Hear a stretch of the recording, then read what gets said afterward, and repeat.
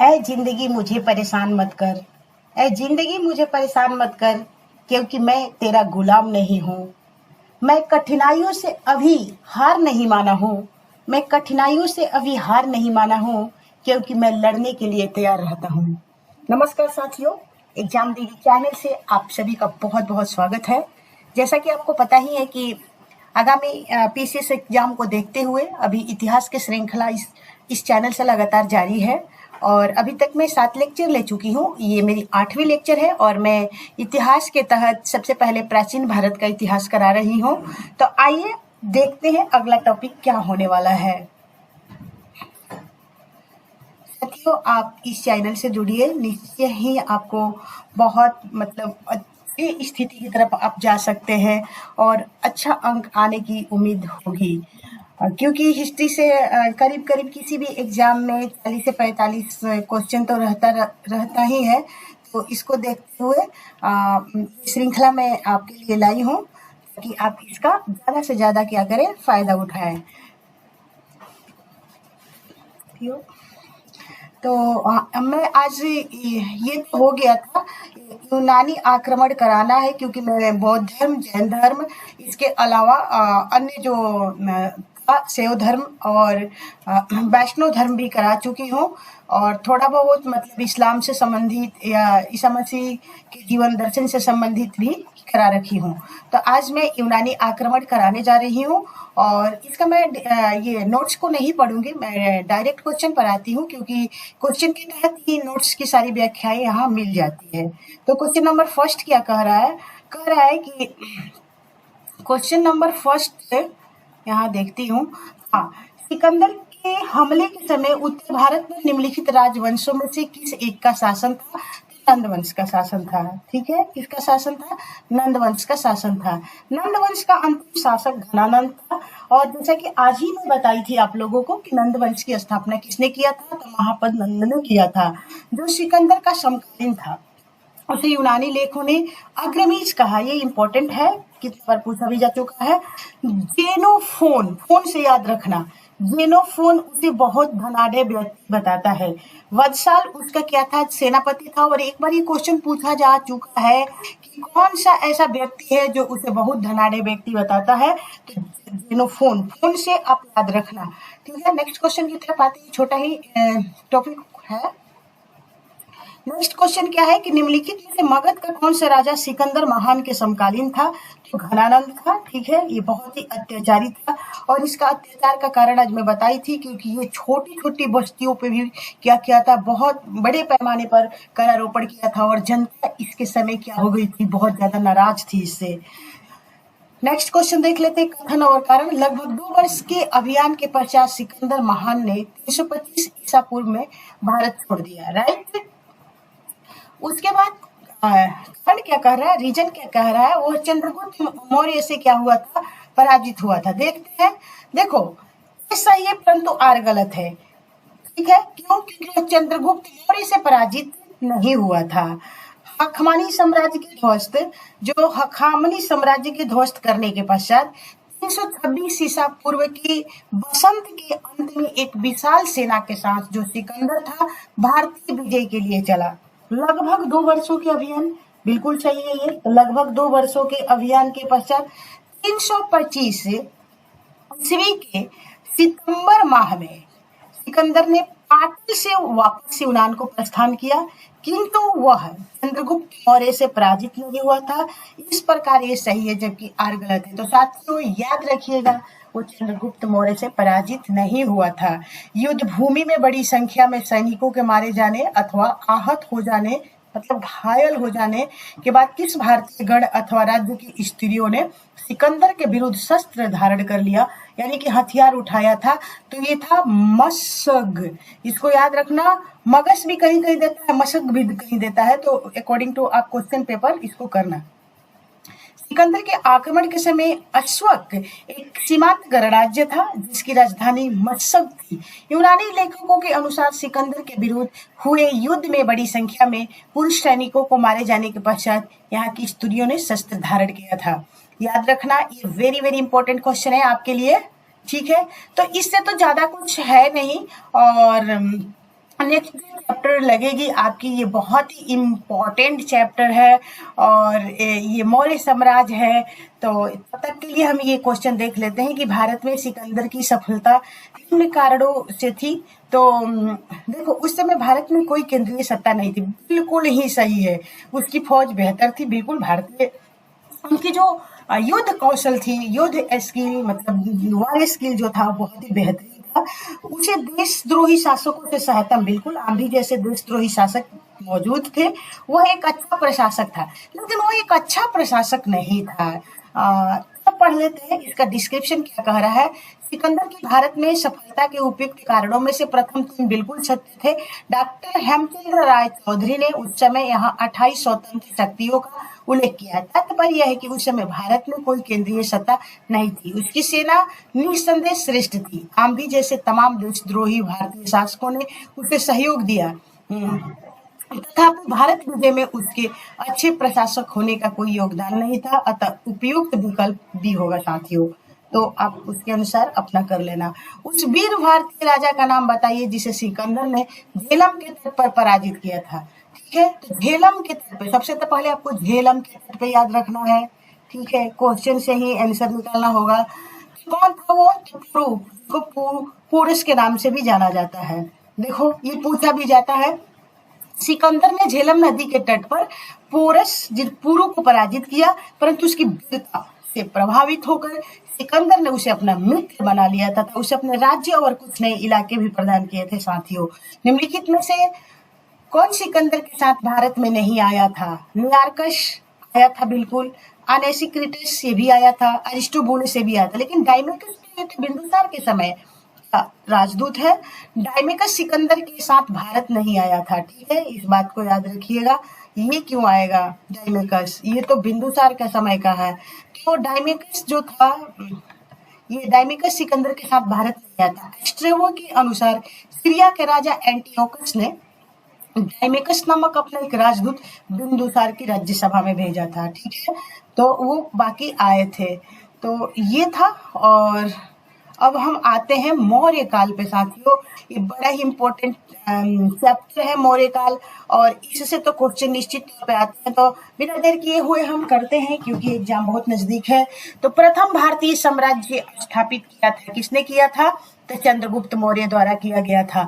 भारत में अगर साम्राज्य की स्थापना प्रथम बार में की गई थी तो चंद्रगुप्त मौर्य के द्वारा की गई थी।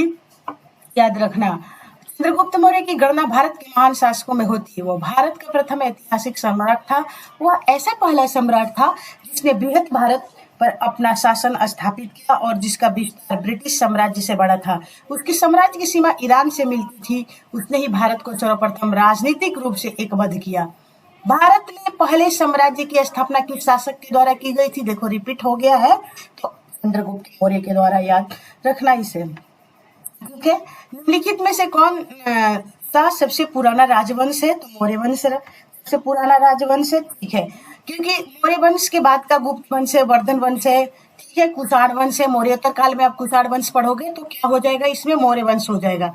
थोड़ा डिस्क्रिप्शन पढ़ लेते हैं। उपयुक्त दिए गए विकल्पों में मौर्य राजवंश सबसे प्राचीन है। इसका समय 321 से 184 ईसा पूर्व तक था।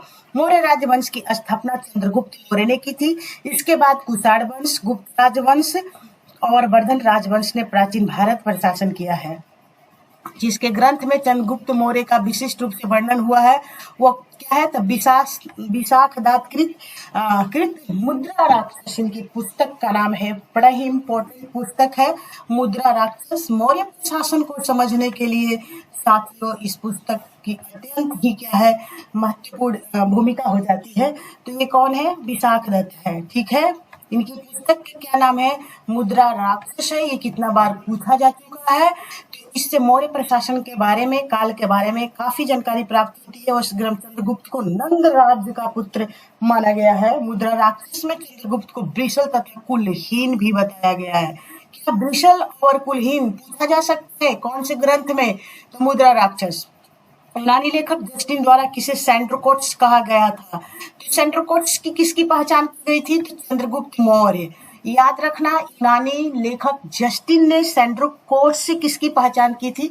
तो चंद्रगुप्त मौर्य की थी। विलियम जोन्स पहले विद्वान थे जिन्होंने सेंड्रोकोट्स की पहचान मौर्य शासक चंद्रगुप्त मौर्य से की। एरियन तथा प्लूटार्क ने चंद्रगुप्त मौर्य को एंड्रोकोट्स के रूप में वर्णित किया है, जबकि जस्टिन ने सेंड्रोकोट्स और सिकंदर महान की भेंट का उल्लेख किया है। सेंड्रोकोट्स ने चंद्रगुप्त मौर्य की पहचान किसने की है? तो अभी भी आपने पढ़ा है कि कौन थे वो? तो विलियम जोन्स थे। ठीक है, ये विलियम जोन्स जी थे। और नेक्स्ट आते हैं कि निम्न में से किसने सेंड्रोकोट्स और सिकंदर महान की भेंट का उल्लेख किया है? तो जस्टिन ने किया है। किसने किया है? जस्टिन ने किया है। कौटिल्य प्रधानमंत्री थे किसके? कौटिल्य यानी विष्णुगुप्त किसके प्रधानमंत्री थे? तो चंद्रगुप्त मौर्य के प्रधानमंत्री थे। इसने कसम खा लिया था कि घनानंद के सत्ता को क्या करना है? पलट देना है, क्योंकि एक बार घनानंद ने उनकी बहुत ही बुरी तरीके से बेइज्जती की थी। उसी समय उन्होंने कसम खाया था कि इसका नामो निशान हम मिटा देंगे, और अपने शिष्य के माध्यम से ऐसा करने में पूर्णतः सफल भी हुए थे साथियों। तो इस बात को भी आप ध्यान रखना। कौन थे? तो ये चंद्रगुप्त मौर्य। कौटिल्य इतिहास में विष्णुगुप्त तथा चाणक्य इन दो नामों से भी विख्यात थे। जब चंद्रगुप्त मौर्य भारत का एकछत्र सम्राट बना तो कौटिल्य प्रधानमंत्री, महामंत्री तथा प्रधान पुरोहित के पद पर आसीन हुए। उन्होंने राजनीतिक शास्त्र पर अर्थशास्त्र नामक प्रसिद्ध ग्रंथ की रचना की। तो ये क्वेश्चन पूछा जाएगा कि जो मौर्यकालीन अर्थशास्त्र है उसका विषय वस्तु क्या है? तो राजनीति शास्त्र पर आधारित है साथियों। अर्थशास्त्र का मतलब आप वो अर्थ शास्त्र मत समझ लेना, ठीक है, जो ट्रेड एंड क्या है, उद्योग, ट्रेड इत्यादि पर आधारित हो। तो ये जो अर्थशास्त्र है राजनीति शास्त्र की पुस्तक मानी जाती है, और ये भारत में राज शासन के ऊपर उपलब्ध प्राचीनतम रचना भी है। चाणक्य अपने बचपन में किस नाम से जाने जाते थे? अभी अभी आपने पढ़ा, विष्णुगुप्त के नाम से जाने जाते थे साथियों। चाणक्य, इनका कौटिल्य भी नाम था तथा विष्णुगुप्त नाम की सभ्यता चाणक्य से की जाती है। पुराणों में से द्विज और सब श्रेष्ठ ब्राह्मण कहा गया। प्रश्न में बचपन के नाम की बात कही गई है, इसलिए आप विष्णुगुप्त मानोगे साथियों। बाकी तो वही है कि विष्णुगुप्त और कौटिल्य अलग अलग व्यक्ति है। आयोग ने इस प्रश्न को विष्णुगुप्त अपनी वेबसाइट पर प्रदर्शित किया था। इसके अनुसार विकल्प सी विष्णुगुप्त सही उत्तर होगा। ये अलग अलग व्यक्ति नहीं, एक ही व्यक्ति का नाम था। चाणक्य का अन्य नाम था क्या था? विष्णुगुप्त। बड़ा इंपॉर्टेंट क्वेश्चन है, बार बार रिपीट हो रहा है। कौटिल्य की पुस्तक अर्थशास्त्र किस विषय पर आधारित है? तो देखो, किस शासन काल के सिद्धांत और अभ्यास बिल्कुल ही है। आर्थिक संबंध, विदेश नीति, हाँ इसमें विदेश नीति की भी जानकारी मिलती है साथियों। तो दो तो सही है, तो बीपीएससी में वही ऑप्शन पूछा जाता है, तो करना। कौटिल्य चाणक्य द्वारा मौर्य काल में रचित शासन के सिद्धांतों और अभ्यास की इसमें राज्य के लिए मंडल सिद्धांत जो विदेश नीति की व्याख्या करता है। मंडल, इसके अलावा देखो मंडल सिद्धांत के क्या अपने जो किसी दुश्मन को अगर दुश्मन से बदला लेना है तो जो उसके दुश्मन है उसको अपना दोस्त बनाओ, यही मंडल सिद्धांत है जो विदेश नीति की व्याख्या कर। इसके अलावा इसमें सप्तांग सिद्धांत यानी कि राजा, ठीक है, आमात्य, जनपद, दुर्ग, कोष, दंड एवं मित्र की सर्वप्रथम व्याख्या मिलती है। और अर्थशास्त्र में तत्कालीन शासन, कृषि, शिल्प, व्यापार व्यवस्था की भी विस्तृत जानकारी प्राप्त होती है साथियों। तो ये क्या हो जाएगा? ये ऑप्शन करेक्ट है बिल्कुल। कौटिल्य का अर्थशास्त्र है एक, क्या है? तो ये शासन के सिद्धांतों की पुस्तक है, अभी अभी आपने पढ़ा भी है। और विदेश नीति भी, कृषि, व्यापार की भी जानकारी प्राप्त होती है। निम्नलिखित में से राज्य के सप्तांग सिद्धांत के अनुसार राज्य का सातवां अंक कौन होता है साथियों? ये बड़ा इंपॉर्टेंट है, कुछ कोड बनाना पड़ता है इसके लिए। तो देखो, सबसे पहले सुहृदय मित्र राज्य के सप्तांग सिद्धांत के अनुसार राज्य का सातवां अंग है। लास्ट में मित्र है, ठीक है, और राज्य के कान है, मित्र को राज्य के कान है। राजा के मित्र शांति एवं युद्ध काल दोनों में ही उसकी सहायता करते हैं। इस संबंध में कौटिल्य सहज, आदर्श तथा कृत्रिम मित्र में भेद करते हैं। सहज मित्र कृत्रिम मित्र से अधिक श्रेष्ठ होता है। जिस राजा के मित्र लोभी, कामी तथा कायर होते हैं उसका विनाश अवश्यम भाई। तो देखो, अगर क्रम वाइज याद आपको रखना है तो पहले राजा और लास्ट में आपको क्या सेट कर देना है? मित्र, ठीक है। सातवां कौन है? राजा। और उसके बाद राजा के बाद क्या आता है? अमात्य, उसका मंत्री, ठीक है। तो राजा, अमात्य, लास्ट में हम मित्र सेट करेंगे, ठीक। तो राजा, अमात्य तो हो गया। अमात्य के बाद जनपद, ठीक है। राजा है, जैसे अभी प्रधानमंत्री वित्त मंत्री की महत्वपूर्ण भूमिका होती है, तो उसी तरह राजा, तो अमात्य हो गया, ठीक है। उसके बाद जनपद होगा, तो जब जनपद होगा तो दुर्ग होगा। दुर्ग मतलब जनपद की सुरक्षा के लिए दुर्ग। तो भाई जनपद चलेगा कैसे? कुछ कोष होगा तभी तो, ठीक है, कोष होगा, ठीक है। उसके बाद दंड होगा, ठीक है, एवं मित्र होगा। तो कैसे? सबसे पहले राजा, राजा के लिए वित्त मंत्री, अमात्य। उसके बाद राजा की प्रासंगिकता तभी है जब जनपद है, जनपद की सुरक्षा तभी होगी जब दुर्ग होगा। उसके बाद कोष एक आप यहाँ से लगा लेना, ठीक है। राज्य को चलाने के लिए कोष होना चाहिए, खजाना होना चाहिए, दंड होना चाहिए और एवं मित्र होना चाहिए। तो मैं उम्मीद करती हूँ कि आपको याद हो गया होगा। राजा, अमात्य, उसके बाद सीधे जनपद आएगा, उसकी सुरक्षा, फिर सुरक्षा वगैरह रहेगा तभी तो कोष सही से रह पाएगा। कोष होगा, फिर दंड होगा, फिर मित्र होगा। उम्मीद करती हूँ निश्चित तौर पर आपको याद हो गया होगा। आगे बढ़ जाती हूँ, इसको मैं पढ़ चुकी हूँ। कौटिल्य के अर्थशास्त्र में किस पहलू पर प्रकाश डाला गया है? तो राजनीतिक नीतियों पर प्रकाश मुख्य रूप से डाला गया है। इसका डिस्क्रिप्शन में पढ़ चुकी हूँ, ठीक है। तो बार बार वही चीज रिपीट होगा। आइए ये देख लेते हैं। निम्नलिखित में से किसकी तुलना मैकियावेली के प्रयोग से की जाती है? तो वही अर्थशास्त्र की। कौटिल्य के जो अर्थशास्त्र है, मैकियावेली की जो रचना द प्रिंस है उससे की जाती है। द प्रिंस मैकियावेली की रचना है, ठीक है, तो उसी से की जाती है। एक मिनट, थोड़ा सा प्रॉब्लम क्रिएट हो जाता है। हाँ जी, तो ये क्या था? अभी अभी ये होगा अभी, चलो कोई बात नहीं। अर्थशास्त्र राजनीति शास्त्र का एक अद्वितीय ग्रंथ है। इसकी तुलना मैकियावेली के इससे की जाती है। किसके शासन काल में डिमिटस भारत आया था? कि बिंदुसार के शासन काल में आया था। साथियों इसे याद रखना। स्ट्रोबे के अनुसार सीरिया के राजा एंटियोकस ने, यह भी पूछा जा सकता है एंटियोकस को कहाँ के राजा ने डिमेकोस को कहाँ के राजा ने बिंदुसार के दरबार में भेजा था साथियों? तो उसका आप याद रखिए, ये सीरिया का राजा था, ठीक है। किसके स्थान पर भेजा था साथियों? मेगास्थनीज के स्थान पर। ये चंद्रगुप्त मौर्य के राज दरबार में आया था मेगास्थनीज, जिसकी प्रसिद्ध पुस्तक क्या है? इंडिका है। बिंदुसार के शासन काल में अशोक ने अवंती महाजनपद द्वीप के मौर्य साम्राज्य में मिला लिया था। इसका उल्लेख किस ग्रंथ में मिलता है? तो बुद्ध घोष की संबंध साधिका में मिलता है साथियों। ये बड़ा क्रिटिकल क्वेश्चन है, तो ये हो सकता है रिपीट मारे। याद रखना, बिंदुसार के शासन काल में अशोक ने अवंती महाजनपद जीतकर मौर्य साम्राज्य में मिला लिया था और इसका उल्लेख बुद्धघोष की समंत पसादिका नामक ग्रंथ में मिलता है। दिव्यावधान से ज्ञात होता है कि बिंदुसार के शासन काल में अशोक अवंती उज्जैनी का उपराज्य वायसराय था। बुद्ध काल में अवंती महाजनपद भारत के 16 महाजनपदों में से एक था। यह महाजनपद मालवा क्षेत्र में अवस्थित है। इसके दो भाग थे, उत्तरी अवंती जिसकी राजधानी उज्जैनी, जबकि दक्षिणी अवंती जिसकी राजधानी महिष्मती थी। पाटलिपुत्र में स्थित चित्रगुप्त का महल मुख्यतः बना था। किससे बना था साथियों? तो लकड़ी से बना हुआ था, मुख्य रूप से लकड़ी से ही बना हुआ था ये। नेक्स्ट देखते हैं क्वेश्चन। हाँ जी, किस प्राचीन नगर के अवशेष कुम्हार स्थल से प्राप्त हुए हैं? तो पाटलिपुत्र से, ठीक है। राजप्रसाद मिला है जो कि मौर्य कालीन है। बुलंदीबाग प्राचीन स्थान था, कहाँ का? पाटलिपुत्र का था साथियों, पाटलिपुत्र। निम्नलिखित में से किस मौर्य राजा ने दक्कन की विजय प्राप्त की थी? तो कौन? चंद्रगुप्त था, चंद्रगुप्त मौर्य था साथियों। इसको पढ़ लेते हैं।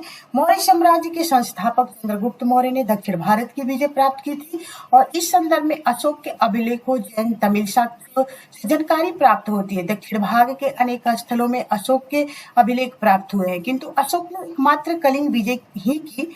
अतः ऐसी स्थिति में दक्षिण में विजय का श्रेय हमें चंद्रगुप्त मौर्य को ही देना पड़ेगा, क्योंकि बिंदुसार की विजय अत्यंत संदिग्ध है एवं इतिहास में उसे एक विजेता के रूप में स्मरण नहीं किया जाता है। जैन एवं तमिल साक्ष्य भी चंद्रगुप्त मौर्य की दक्षिण विजय की पुष्टि करते हैं, राइट। तो मालवा, गुजरात एवं महाराष्ट्र के शासन ने पहली बार जीता था। मालवा, गुजरात एवं महाराष्ट्र साथियों चंद्रगुप्त मौर्य ने जीत लिया था। ये बहुत घोर साम्राज्यवादी था, राजनीतिक तौर पर लगभग समस्त भारत का एकीकरण चंद्रगुप्त मौर्य के नेतृत्व में संभव हुआ। प्रारंभिक विजयों को फल स्वरूप चंद्रगुप्त का साम्राज्य व्यास नदी से लेकर सिंधु नदी तक के प्रदेश पर हो गया। रुद्रदमन के अभिलेख से पश्चिम भारत पर उसका अधिकार प्रमाणित होता है। जैन ग्रंथों के अनुसार सौराष्ट्र के साथ साथ अवंती पर भी चंद्रगुप्त मौर्य का अधिकार था। उसकी मृत्यु के समय उसके साम्राज्य का विस्तार पश्चिम में हिंदुकुश पर्वत से लेकर पूर्व में बंगाल की खाड़ी तक था, उत्तर में हिमालय की श्रृंखलाओं से लेकर दक्षिण में मैसूर तक था। साथियों याद रखना, अभिलेख जिसे यह प्रमाणित होता है कि चंद्रगुप्त का प्रभाव पश्चिम भारत पर था।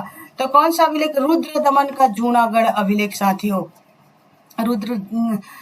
रुद्रदमन का जूनागढ़ जो अभिलेख है ये पुष्टि करता है कि उसका जो था शासन व्यवस्था कहाँ तक था, तो उसका जो शासन व्यवस्था था वो पश्चिम भारत तक था। 150 ईसा पूर्व के रुद्रदमन के जूनागढ़ शिलालेख में अनार्थ और सौराष्ट्र गुजरात प्रदेश में चंद्रगुप्त मौर्य की प्रांतीय राज्यपाल पुष्यगुप्त, याद रखना भी मिलान करने को दे देता है कभी कभी, इसका पुष्यगुप्त राज्यपाल द्वारा सिंचाई के बांध के निर्माण का उल्लेख मिलता है, जिससे यह सिद्ध होता है कि पश्चिम भारत का यह भाग मौर्य साम्राज्य में शामिल था। गुजरात चंद्रगुप्त मौर्य के साम्राज्य में शामिल था, यह प्रमाणित होता है। कैसे प्रमाणित? रुद्रदमन के जूनागढ़ लेख से प्रमाणित होता है। साथियों सेल्यूकस जिनको अलेक्जेंडर द्वारा सिंह एवं अफगानिस्तान का प्रशासक नियुक्त किया गया था, को किस भारतीय राजा ने हराया था? तो चंद्रगुप्त ने हराया था। साथियों किसने हराया था? तो चंद्रगुप्त ने हराया था। आइए देखते हैं। मौर्य वंश के संस्थापक चंद्रगुप्त मौर्य ने सिकंदर के साम्राज्य के पूर्वी भाग के शासक सेल्यूकस की आक्रमणकारी सेना को 305 ईसा पूर्व में परास्त किया था। कभी 305 भी पूछ लिया जाता है कब। चंद्रगुप्त मौर्य ने सेल्यूकस को किस वर्ष में पराजित किया था? देखो पूछ ही दिया, 305 ईसा पूर्व में। ये दिया गया मानचित्र संबंधित है किससे है? तो वही होगा अशोक से, उसके शासनकाल के अंतिम समय तक है। ठीक है, तो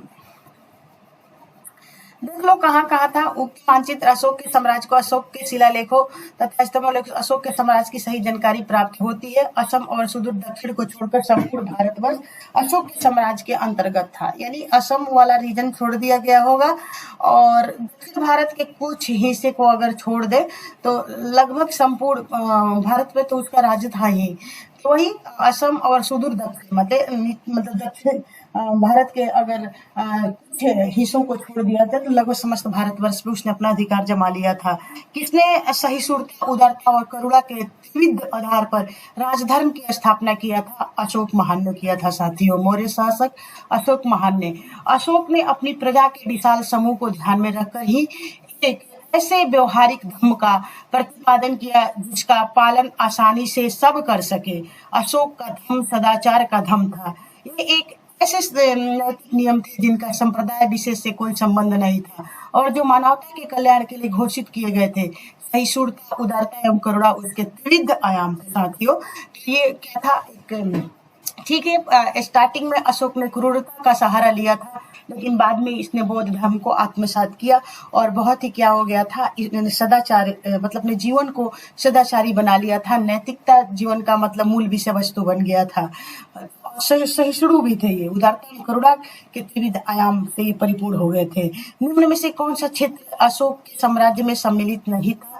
अभी अभी आपको श्रीलंका अफगानिस्तान था, बिहार कलिंग बिल्कुल था।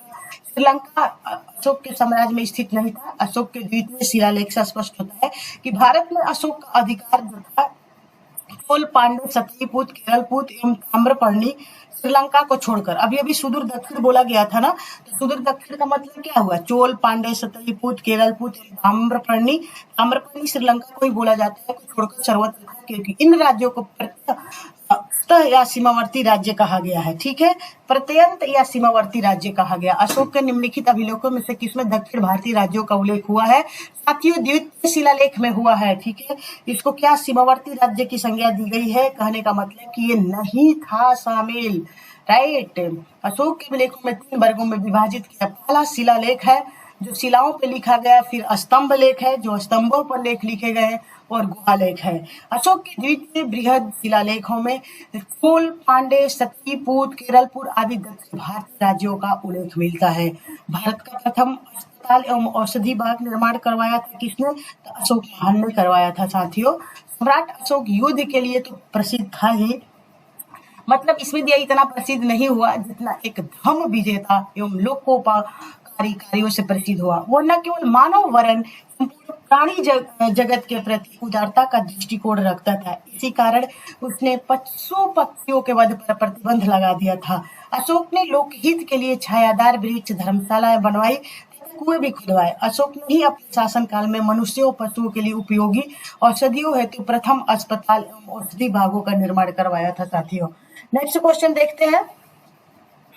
अशोक ने बौद्ध होते हुए भी हिंदू धर्म में आस्था नहीं छोड़ी, इसका प्रमाण क्या है? तो इसका प्रमाण है देवानाम प्रिय की उपाधि, देवताओं के प्रिय। इसका मतलब हुआ अशोक 272 ईसा पूर्व के लगभग मगध के राज सिंहासन पर बैठा था। 269 ईसा पूर्व के लगभग उसका राज्याभिषेक हुआ। उसके अभिलेखों में सर्वत्र उसे देवानाम प्रिय, देवताओं का प्रिय कहा गया है, जिसका अर्थ है देवताओं का प्रिय, देखने में सुंदर। इससे उसकी हिंदू धर्म में आस्था मतलब व्यक्त होता है। ये कह रहे निम्नलिखित में से किस स्रोत में अशोक के राज्यकाल में तृतीय बौद्ध समिति होने का उल्लेख मिलता है? तो किसमें मिलता है साथियों? तो इसमें मिलता है दीपवंश, बिल्कुल ही मिलता है। और उसके बाद किसमें मिलता है? महावंश। दीपवंश और महावंश से हमें जानकारी मिलती है। अशोक के लिए कुछ नहीं पता चलता, विद्यावदान से भी नहीं, लेकिन दीपवंश, महावंश, वंश जिसके लास्ट में लगा रहेगा उसे पकड़ लेना, अगर रिपीट होगा तो। सिंगली अनुश्रुतियों दीपवंश तथा महावंश के अनुसार अशोक के राज्यकाल में पाटलिपुत्र में बौद्ध धर्म की तृतीय संगीति हुई और इसके अध्यक्ष मोगलीपुत्र नामक प्रसिद्ध बौद्ध भिक्षुक ने की थी। अशोक के शासनकाल में बौद्ध सभा किस नगर में आयोजित की गई थी? आपको पता ही है, पाटलिपुत्र में हुई थी। और निम्नलिखित मौर्य शासक बौद्ध धर्म के अनुयायी थे। कौन कौन थे बौद्ध धर्म के अनुयायी? तो सबसे पहले तो अशोक था ही, बिल्कुल था। और इसका प्रमाण भी मिलेगा आपको। अशोक है और दशरथ है, उसका जो पौत्र था वो भी दशरथ भी था, बौद्ध धर्म के अनुयायी था। चंद्रगुप्त नहीं था, बिंदुसार नहीं था साथियों, ये दो थे, ठीक है। तो मौर्य शासक अशोक और उसका पुत्र दशरथ बौद्ध धर्म के अनुयायी थे। दशरथ भी अशोक की देवानाम प्रिय की उपाधि धारण करता था, ये भी आपसे पूछा जा सकता है। रज्जुक क्या थे? रज्जुक क्या थे? ये मौर्य शासन में अधिकारी थे। कैसा अधिकारी थे? अशोक के अभिलेख में रज्जुक नामक अधिकारी का उल्लेख मिलता है। ये मौर्य शासन में क्या थे? अधिकारी थे। कैसा? अशोक के अभिलेखों में रज्जुक नामक अधिकारी का उल्लेख मिलता है। अपने चौथे स्तंभ लेख में अशोक रज्जुकों में विश्वास प्रकट करते हुए कहता है, जिस प्रकार माता पिता योग धात्री के हाथ में बच्चों को सौंपकर आश्वस्त हो जाते हैं, उसी प्रकार मैंने ग्रामीण जनता के सुख के लिए रजुकों की नियुक्ति की। रजुकों की स्थिति आधुनिक अधिकारी जैसी थी, जिससे राजस्व तथा न्याय दोनों क्षेत्रों में अधिकार प्राप्त है। यानी कि राजस्व भी मतलब रेवेन्यू भी कलेक्ट करता था और न्याय, दोनों क्षेत्रों में इसके अधिकार प्राप्त थे साथियों। ठीक है, तो इस बात को भी आप ध्यान रखना।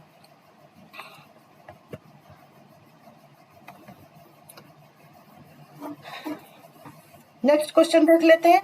सार्थवाहक किसे कहते हैं? तो सार्थ व्यापारियों के काफिले को कहते हैं। किसे कहते हैं? मौर्य काल में व्यापारी को काफिले, कारवा को सार्थवाहक की संज्ञा दी गई थी। इसका उल्लेख कौटिल्यकृत अर्थशास्त्र से भी प्राप्त होता है। निम्नलिखित में से कौन सा अधिकारी मौर्य प्रशासन का भाग नहीं था? तो देखो, था, राजुक भी था, प्रादेशिक भी था, लेकिन अग्रग्राही मौर्य प्रशासन में इसकी जानकारी हमें नहीं मिलती है। ठीक है, तो अशोक के तो ये यही हो जाएगा आंसर। तो अशोक के अभिलेख, एक मिनट, ये बार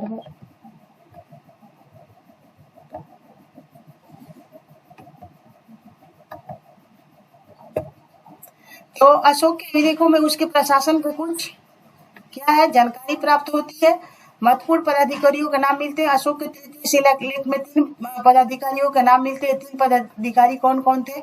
युक्त जिले के अधिकारी होते थे जो राजस्व वसूल करते थे। रजू के पहले केवल राजस्व विभाग का ही कार्य करता था, किंतु बाद में ये न्याय अधिकार भी प्राप्त कर लिया।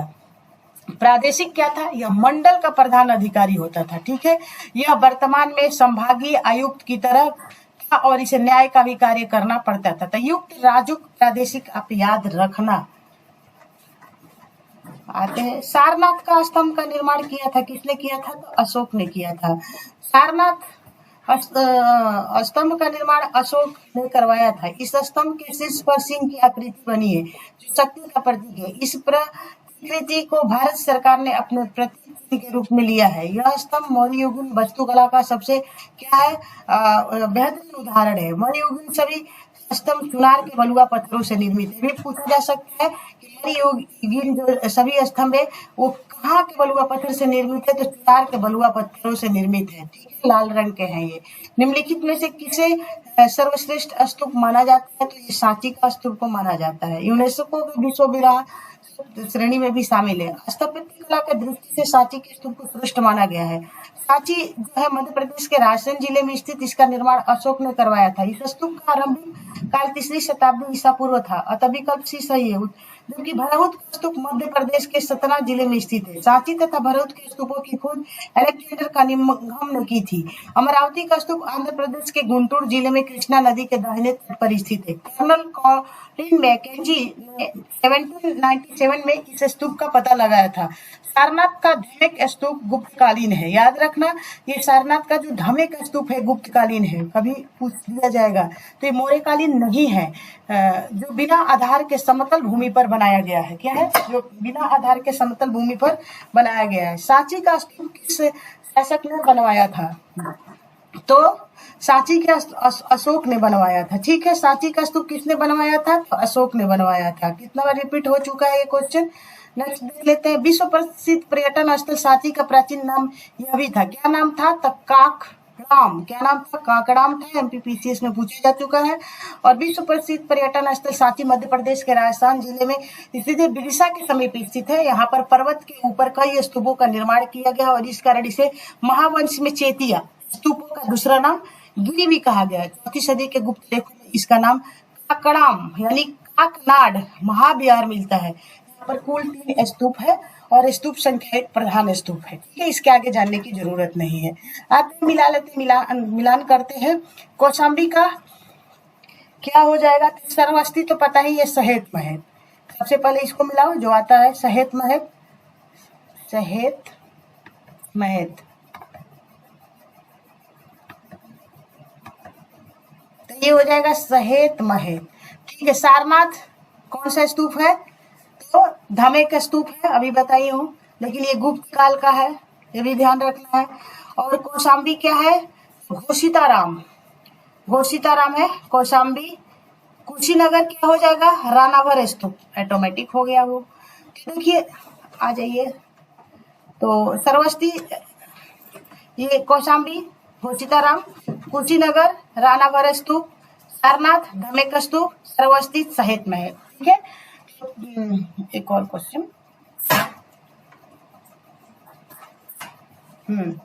यात्रा के समय सम्राट अशोक निम्नलिखित स्थानों पर गए। उन्होंने किस मार्ग का अनुगमन किया था? गया गए, कपिलवस्तु, कुशीनगर, कहाँ उसी को देखना। और क्या है? लुम्बिनी, सारनाथ, सरवस्ती। सबसे पहले कहाँ गए हैं? लुम्बिनी। ठीक है, उसके बाद 2 में क्या आ रहा है? लुम्बिनी के बाद क्या आ रहा है?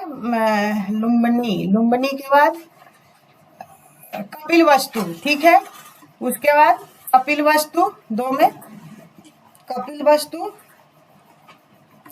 लुम्बिनी। ठीक है, लुम्बिनी, तब कपिलवस्तु, उसके बाद फिर कहा गया 1 में क्या दिया है? एक मिनट, गया। ठीक है, 1 में गया है, उसके बाद गया गए हैं, 1 में गया है, फिर 5 सारनाथ, उसके बाद फिर थर्ड में क्या है? थर्ड में है कुशीनगर। ठीक है, फिर कुशीनगर है और लास्ट में बच गया एक, तो लास्ट में क्या हो जाएगा? लास्ट में हो जाएगा श्रावस्ती। लास्ट में गए थे। तो सबसे पहले कहाँ जाएंगे? लुम्बिनी, महात्मा बुद्ध के जन्म स्थल पर चले जाएंगे। ठीक है, उसके बाद कहाँ चले जाएंगे? तो उसी से संबंधित जाएंगे। लुम्बिनी के बाद 2 तो कम से कम याद रख लो, ताकि अगले क्वेश्चन में रिपीट रहे तो उसके आधार पर मिला दें। तो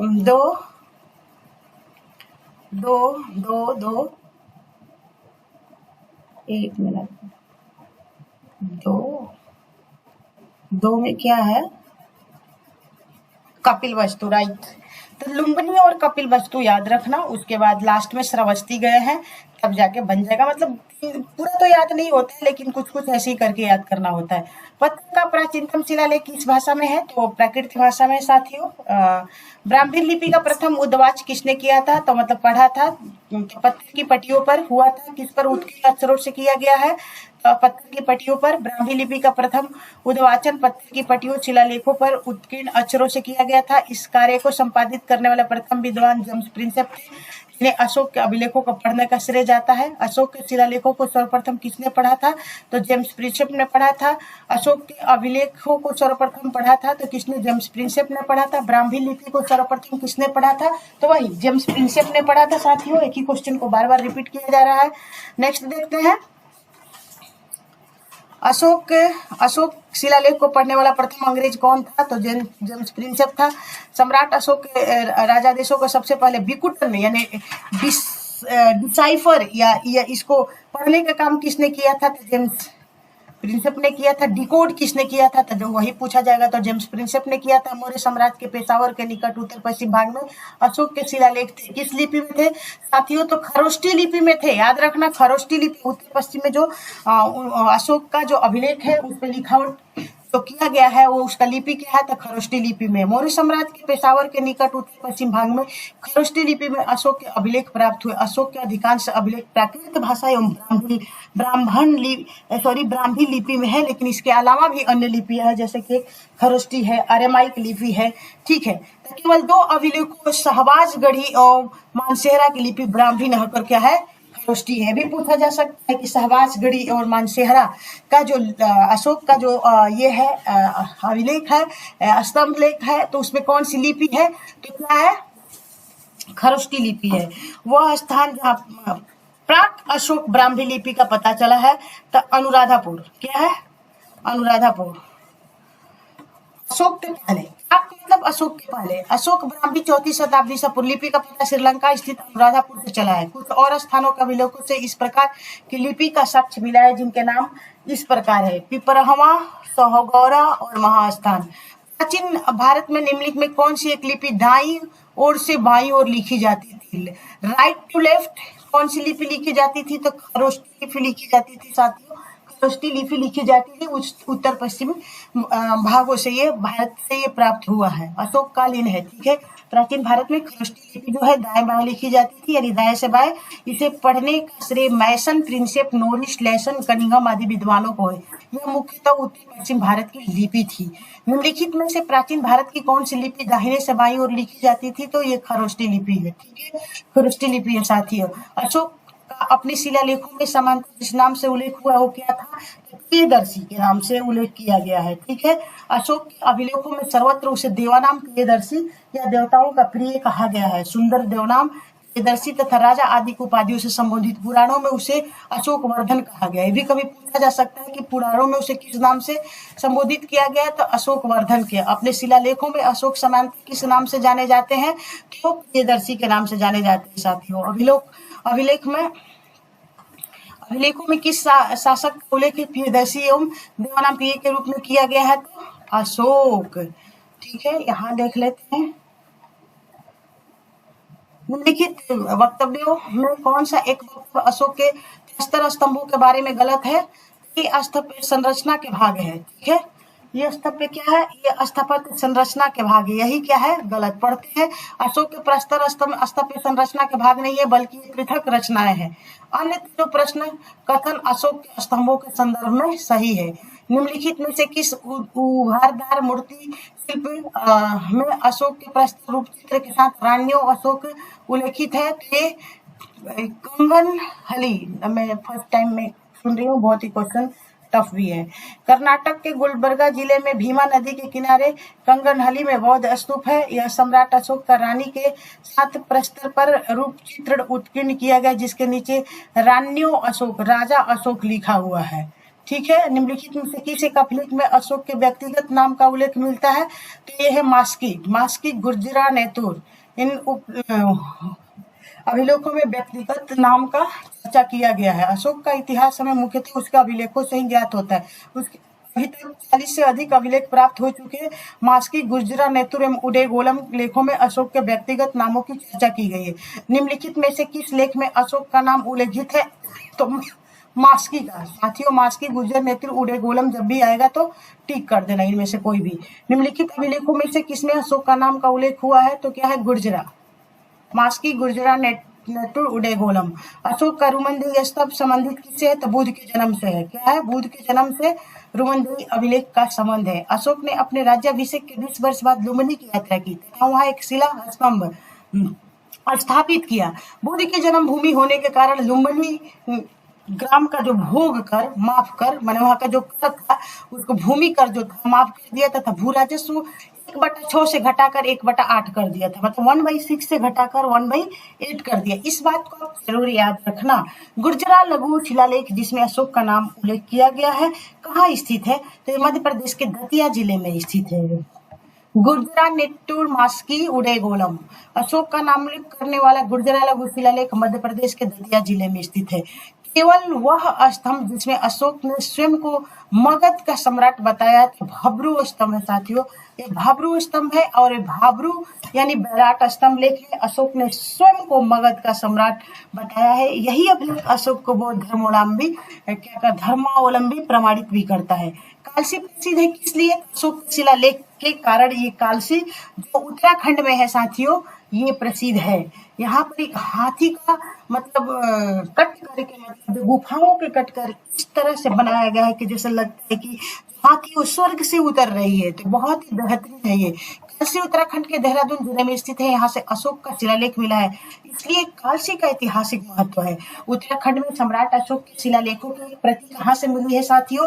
तो कालसी से मिली हुई है। कलिंग युद्ध की विजय तथा क्षतियों का वर्णन अशोक के किस शिलालेख रॉक एडिक्ट से मिलता है? तो ये मिलता है शिलालेख 13। हमें याद रखना, very very important question. Kalinga युद्ध का वर्णन शिलालेख बृहद शिलालेख 13 में किया गया है। अशोक के राज्यकाल की पहली बड़ी घटना कलिंग युद्ध और इसमें अशोक की विजय थी। अशोक के 13वें शिलालेख से इस युद्ध के संदर्भ में स्पष्ट साक्ष्य मिलता है।